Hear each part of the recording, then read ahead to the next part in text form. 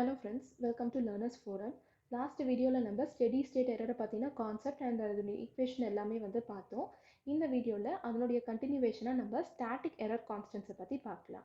So இந்த static error கான்ஸ்டன்ஸை first நம்ம பார்க்குறதுக்கு முன்னாடி அதுக்கு பேஸான டைப் நம்பரை நம்ம தெரிஞ்சுக்கணும். ஸோ டைப் நம்பர் அப்படின்னா என்ன அப்படின்னா number of poles lying at origin. So ஆரிஜினில் எவ்வளோ போல்ஸ் இருக்குது அப்படிங்கிற நம்பர் வேல்யூ தான் நமக்கு டைப் நம்பர் அப்படின்னு இருக்கும்.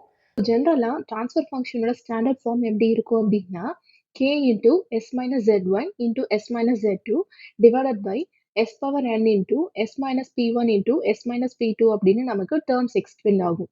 ஸோ இதில் இந்த k அப்படிங்கிறது என்னன்னு பார்த்தீங்க அப்படின்னா கெயின் கான்ஸ்டன்ட் அண்ட் n அப்படிங்கிறது it represents the number of poles at origin and அது போக z எல்லாமே ஜீரோஸ் அண்ட் p எல்லாமே போல்ஸ்.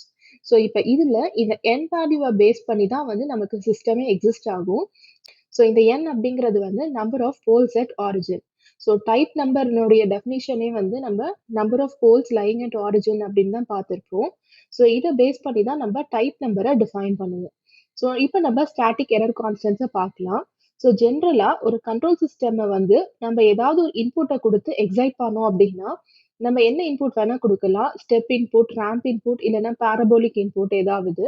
ஸோ இந்த மாதிரி இன்புட் எடுத்து நம்ம சிஸ்டம்க்கு எக்ஸைட் பண்ணும்போது ஸ்டெடி ஸ்டேட் எரரோட வேல்யூவா நமக்கு 3 ஆப்ஷன்ஸ் கிடைக்கும். ஃபர்ஸ்ட் ஜீரோவா இருக்கலாம், செகண்ட் கான்ஸ்டன்டா இருக்கலாம், இல்லை அப்படின்னா இன்ஃபைனைட்டா மாறலாம். ஸோ இந்த இஎஸ்எஸ் வேல்யூஸ்ல பார்த்தீங்கன்னா நமக்கு கிடைச்சிருக்க இந்த 3 பாசிபிலிட்டிஸ் எதை டிபெண்ட் பண்ணி இருக்கும் அப்படின்னா டைப் நம்பர் அண்ட் என்ன இன்புட் நம்ம ஃபீட் பண்றோமோ அதை பொறுத்து அமையும். ஸோ இதுதான் ஸ்டாட்டிக் எரர் கான்ஸ்டன்ட் உடைய டெஃபினிஷன். இப்போ இதனுடைய டைப்ஸை நம்ம பார்க்கலாம். First type positional error constant. இதை நம்ம கேபி அப்படின்னு டினோட் பண்ணுவோம், which is equal to limit s tends to 0 g of s into h of s.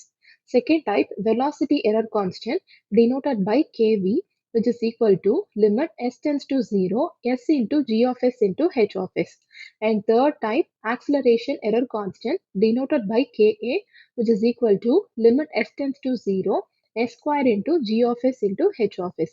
இப்போ இதில் இந்த கேபி, கேவி, கேஏ இது மூணுத்தை தான் நம்ம என்னன்னு சொல்லுவோம் அப்படின்னா ஸ்டாட்டிக் எரர் கான்ஸ்டன்ட் அப்படின்னு சொல்லுவோம்.